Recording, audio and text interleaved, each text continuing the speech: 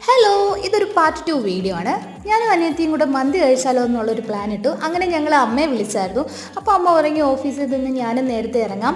അങ്ങനെ ഞങ്ങൾ ട്രിവാൻഡ്രത്തുള്ള Manacaud Burj Al മന്തി റെസ്റ്റോറൻറ്റിലേക്ക് പോയി.